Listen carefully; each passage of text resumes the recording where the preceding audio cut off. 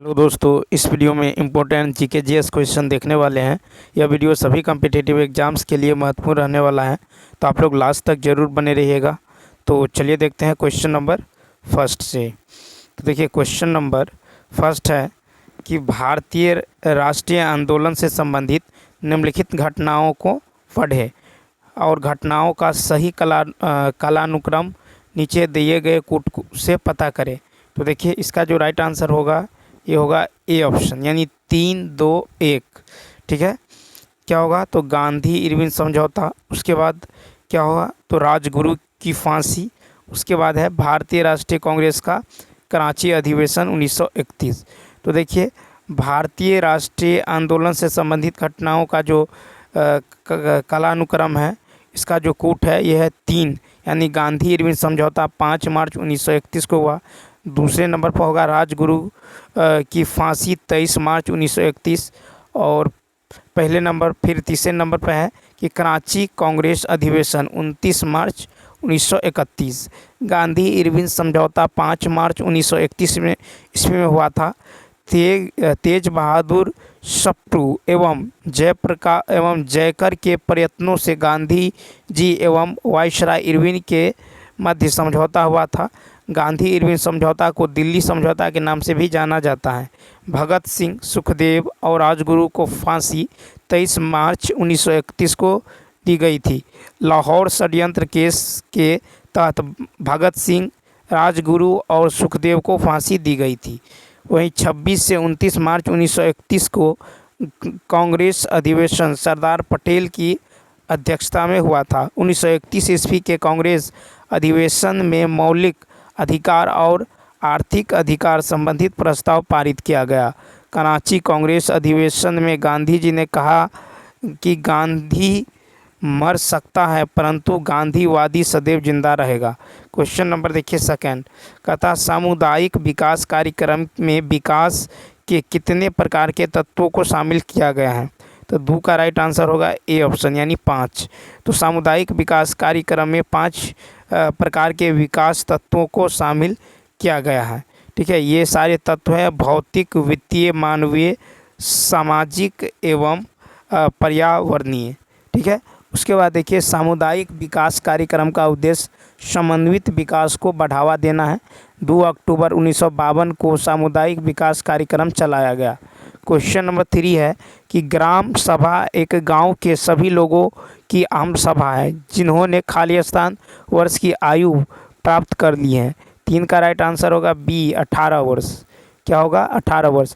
ग्राम सभा एक गांव के सभी लोगों की आम सभा है जिन्होंने 18 वर्ष की आयु प्राप्त कर ली है। ग्राम सभा में 18 वर्ष की आयु प्राप्त व्यक्ति सदस्य होते हैं जिसका नाम वहां की मतदाता सूची में दर्ज किया गया है। ग्राम सभा के कार्यकारी जो समिति को ग्राम पंचायत के रूप में जाना जाता है, जिससे ग्राम सभा द्वारा चुने गए प्रतिनिधि होते हैं। क्वेश्चन नंबर देखिए 4। क्वेश्चन नंबर 4 है कि भारत के संविधान के किस भाग में पंचायतों के लिए प्रावधान किया गया है। 4 का राइट आंसर होगा ए ऑप्शन, यानी क्या होगा तो भाग 9। ठीक है, तो देखिए भारत के संविधान के भाग 9 में पंचायतों के लिए प्रावधान किया गया है। संविधान के भाग 9 में पंचायत राज से संबंधित अनुच्छेद 243 से 243(9) तक शामिल है। भारतीय संविधान का भाग 9 राज्य के नीति निर्देशक तत्व से संबंधित है।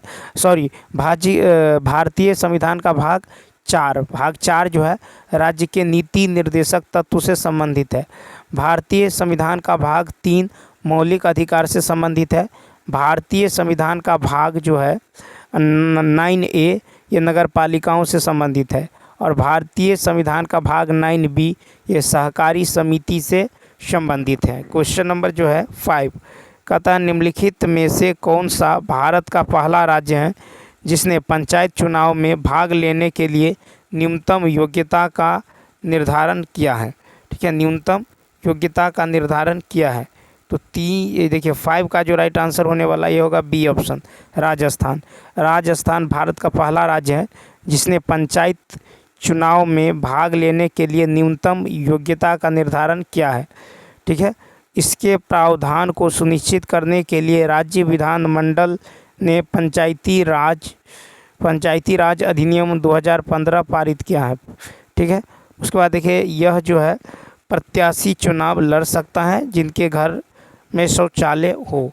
क्वेश्चन नंबर देखिए 6, कहता सल्तनत काल में किस भाषा को राजभाषा का दर्जा गया था? तो 6 का होगा बी, फारसी। सल्तनत काल में फारसी भाषा को राजभाषा का दर्जा दिया गया था। सल्तनत काल एवं मुगल काल में सरकारी भाषा फारसी थी। ये लोग तुर्की मुसलमान थे। ठीक है, अब देखिए फतवा ए जहांदारी, इस पुस्तक के लेखक है बर्नी। तारीख ए फिरोज शाही पुस्तक के लेखक है बर्नी। तारीख ए फिरोज शाही पुस्तक के लेखक है शम्स ए सिराज अफीफ। और फुतुहात ए फिरोज शाही पुस्तक के लेखक है फिरोज शाह तुगलक। क्वेश्चन नंबर 7 है, ईरानी पद्धति सिजदा की शुरुआत की है? तो इसका राइट आंसर होगा ए, बलबन ने। तो बलबन ने ईरानी प्रथा सिजदा एवं पाबोस को प्रारंभ जिसके तहत क्रमशः दरबार में सिर झुका कर आना एवं घुटने के बल बैठकर सुल्तान के चरण चूमना अनिवार्य कर दिया। मोहम्मद बिन तुगलक ने सांकेतिक सिक्का चलाया। रजिया पहली महिला शासिका दिल्ली की थी। इल्तुतमिश प्रथम शासक था जिसने शुद्ध अरबी पद्धति पर आधारित टंका एवं जीतल सिक्के चलाए। और सल्तनतकालीन शासक मुबारक खिलजी ने जो है खलीफा की सत्ता को स्वीकारने से इनकार कर स्वयं को खलीफा घोषित किया। दिल्ली सल्तनत का विस्तार अपने चरमोत्कर्ष पर मोहम्मद बिन तुगलक के समय में था। क्वेश्चन नंबर 8, क्वेश्चन नंबर देखिए 8 है कि भारतीय राष्ट्रीय कांग्रेस के किस अधिवेशन की अध्यक्षता सुभाष चंद्र बोस ने की थी? तो 8 का राइट आंसर होगा ए, हरिपुरा। भारतीय राष्ट्रीय कांग्रेस के हरिपुरा अधिवेशन की अध्यक्षता सुभाष चंद्र बोस ने की थी। देखिए हरिपुरा जो अधिवेशन ये 1938 में हुआ। ठीक है, और त्रिपुरी अधिवेशन ये 1939 में हुआ। इसके अध्यक्ष सुभाष चंद्र बोस जी थे। नागपुर अधिवेशन जो है 1891 में, इसके अध्यक्ष पी आनंद चार्लू थे। लाहौर अधिवेशन 1929 में हुई और इसके जो अध्यक्ष थे वे जवाहरलाल नेहरू। दिल्ली जो है अधिवेशन 1918, अध्यक्ष जो है पंडित मदन मोहन मालवीय थे। 1896 ईस्वी में कलकत्ता में रहीमतुल्लाह सियानी के नेतृत्व में पहली बार बंकिम चंद्र चटर्जी द्वारा वंदे मातरम गाया गया। 1896 में कलकत्ता में, ठीक है, पहली बार बंकिम चंद्र चटर्जी द्वारा वंदे मातरम गाया गया। 1916 में लखनऊ में अंबिका चरण मजूमदार के नेतृत्व में अधिवेशन में कांग्रेस और मुस्लिम लीग का पुनर्मिलन हुआ। 1924 के बेलगांव कांग्रेस अधिवेशन की जो अध्यक्षता ये गांधी जी ने की। क्वेश्चन नंबर 9 कहता है कि जब चंद्रमा पृथ्वी के सबसे नज़दीक होता है तो ऐसी स्थिति कहलाती है। 9 का राइट आंसर होगा डी, यानी उपभू। चंद्रमा का पृथ्वी के निकट होना उपभू एवं दूर होना अपभू कहलाता है। अब देखिए पृथ्वी जिस अक्ष पर घूमती है वह अपने कक्ष तल के साथ 62.5 डिग्री का कोण बनाता है और पृथ्वी तल पर लंबवत रेखा से 23.5 डिग्री झुकी रहती है। पृथ्वी के घूर्णन गति के कारण दिन रात होता है। पृथ्वी के परिक्रमण गति के कारण मौसम में परिवर्तन होता है। सूर्य के साथ पृथ्वी का झुकाव बदलता रहता है जिसके कारण दिन रात की लंबाई में अंतर पड़ता है। चंद्रमा जो है पृथ्वी का एकमात्र प्राकृतिक उपग्रह है। क्वेश्चन नंबर 10 निम्नलिखित में से कौन सा बिम्स्टेक का सदस्य है? तो 10 का राइट आंसर होगा सी, श्रीलंका। श्रीलंका बिम्स्टेक का सदस्य है। बिम्स्टेक का पूरा नाम है bay of Bengal initiative for multi sectoral technical and economic cooperation. BIMSTEC में 7 सदस्य देश हैं: बांग्लादेश, भूटान, भारत, नेपाल, श्रीलंका, म्यांमार और थाईलैंड। प्रारंभ में इसका गठन 4 सदस्य राष्ट्रों के साथ किया गया था, जिनका संक्षिप्त नाम BISTEC यानी बांग्लादेश, भारत, श्रीलंका और थाईलैंड था। म्यांमार के शामिल होने के बाद इसका नाम बदलकर बिम्स्टेक कर दिया गया। 2004 में नेपाल और भूटान बिम्स्टेक में शामिल हो गया। क्वेश्चन नंबर 11 देखिए, क्वेश्चन नंबर 11 है कि 2002 में पद्मश्री और 2013 में पद्म भूषण से सम्मानित शास्त्रीय नृत्यांगना सरोजा वैद्यनाथन किस शास्त्रीय नृत्य से संबंधित थी, जिनका हाल ही में 21 सितंबर 2023 को दिल्ली में निधन हो गया। 11 का राइट आंसर होगा ए, भरतनाट्यम। 2002 में पद्मश्री, 2013 में पद्म भूषण से सम्मानित शास्त्रीय नृत्यांगना सरोजा वैद्यनाथन भारतनाट्यम से संबंधित थी, ठीक है, जिनका हाल ही में दिल्ली में निधन हो गया।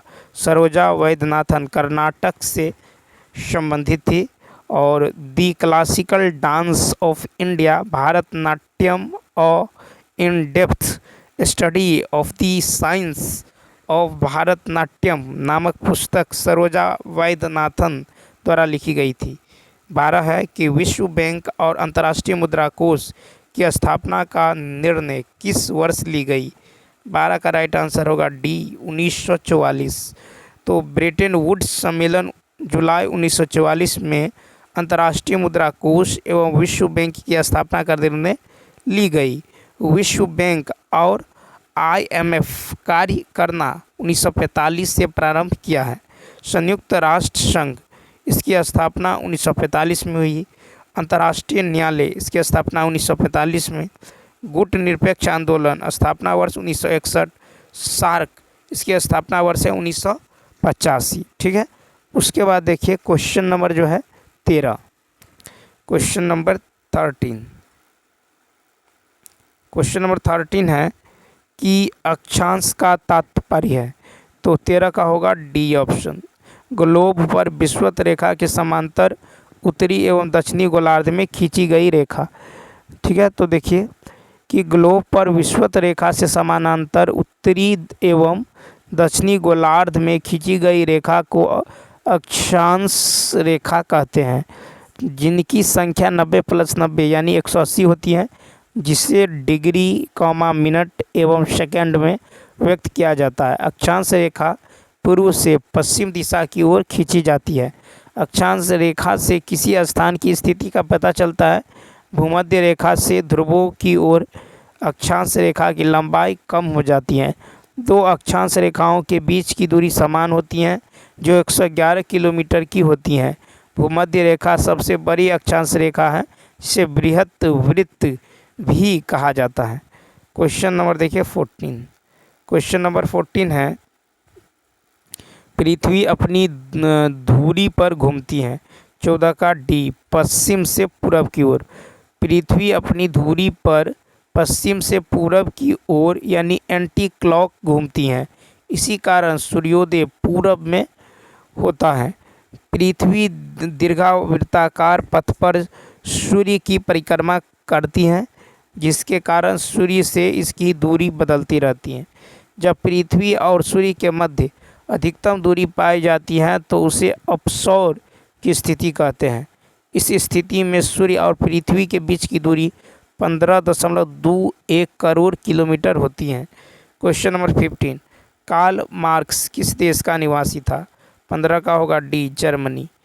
तो देखिए 15 का डी यानी दास कैपिटल का लेखक एवं साम्यवादी अर्थव्यवस्था का जनक कार्ल मार्क्स का जर्मनी का निवासी था। कार्ल मार्क्स वैज्ञानिक समाजवाद के जनक हैं। कार्ल मार्क्स ने कम्युनिस्ट मैनिफेस्टो की घोषणा की।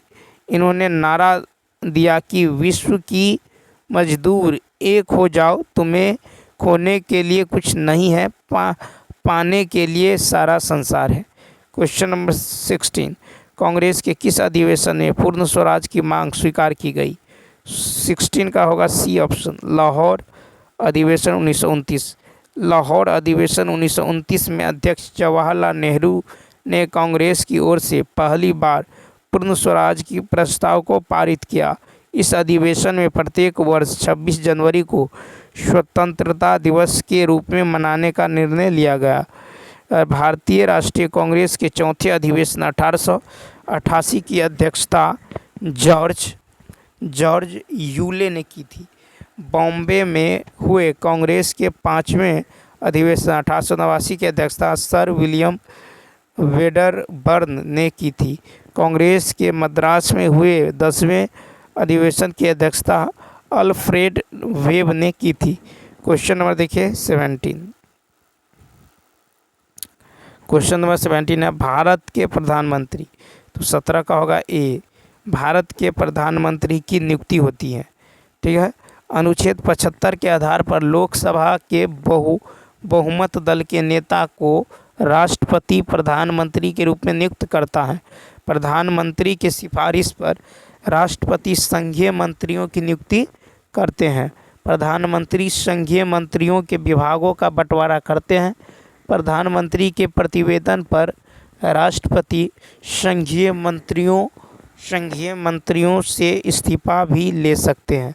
क्वेश्चन नंबर 18, लोकतंत्रात्मक शासन की सफलता के लिए आवश्यक है, तो डी ऑप्शन उपयुक्त सभी। लोकतंत्र की सफलता की शर्त है जनता शिक्षित हो, आर्थिक समानता, नागरिक स्वतंत्रता, जनता का आत्मबल ऊंचा हो, जाति और धर्म के आधार पर मतदान न करता हो, जनता का नैतिक बल ऊंचा हो जो लोभ तथा भय के आधार पर मतदान न करता हो। विश्व का प्रथम लोकतंत्र देश USA है, ठीक है। भारत विश्व का सबसे बड़ा लोकतंत्र देश है।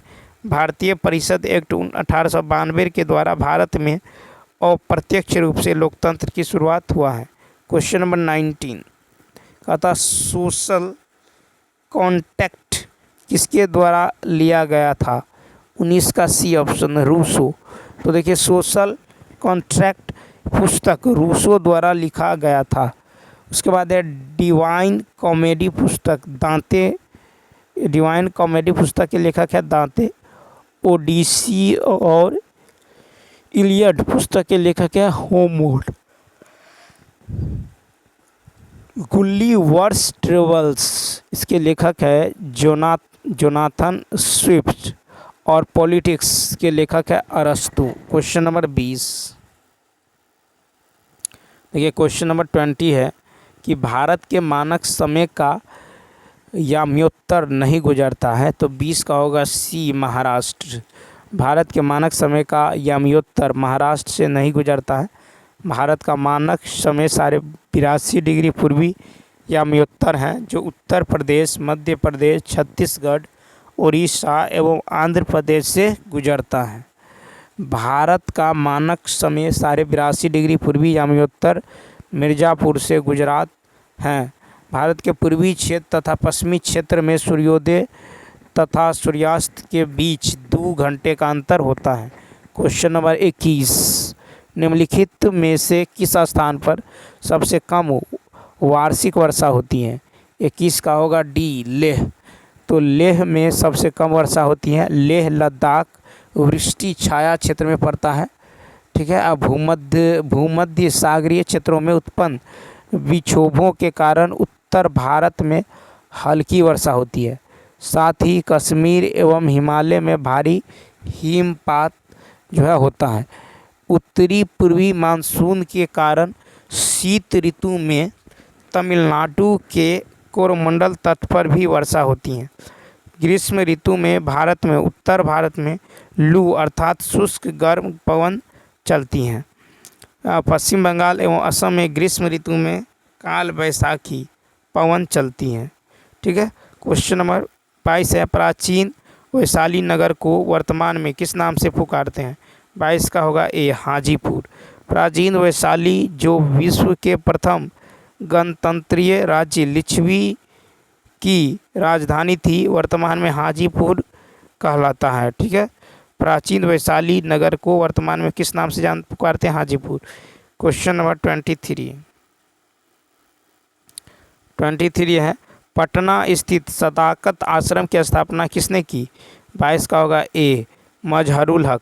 प्राचीन वैशाली देखिए क्वेश्चन नंबर 23 है क्वेश्चन नंबर 23 का होगा ए ऑप्शन, यानी पटना स्थित सदाकत आश्रम की स्थापना मजहरुल हक द्वारा किया गया।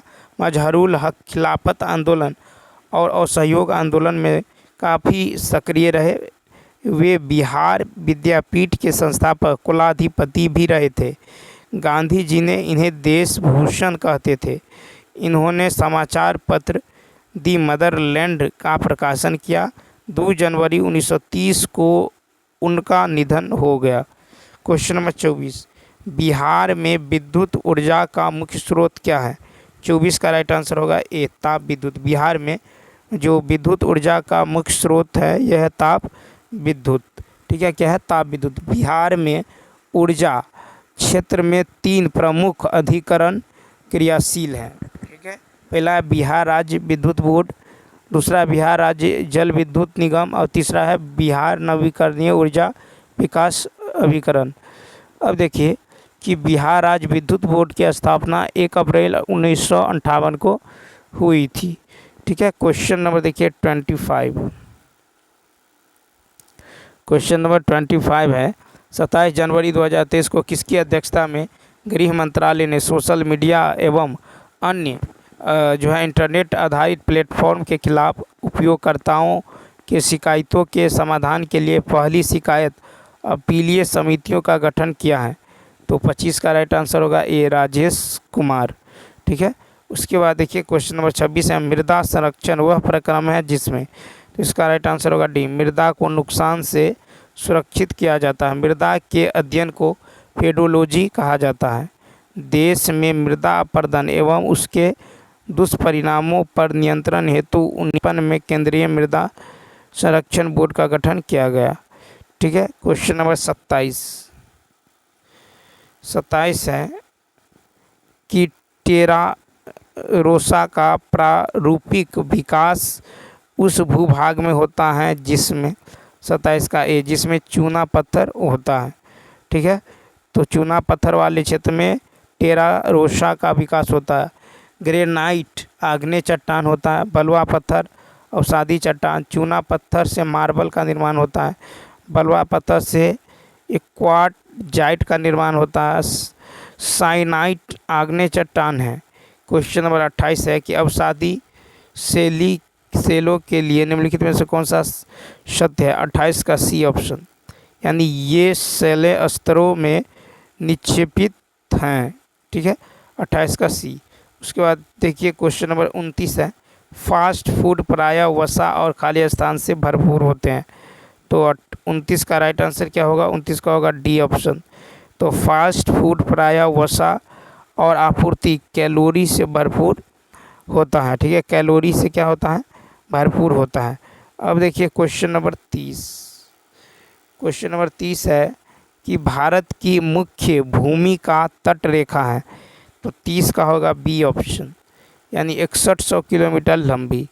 तो भारत की मुख्य भूमि का तट रेखा की लंबाई 6100 किलोमीटर है और द्वीप समूह सहित कुल लंबाई जो है 7516.6 किलोमीटर है।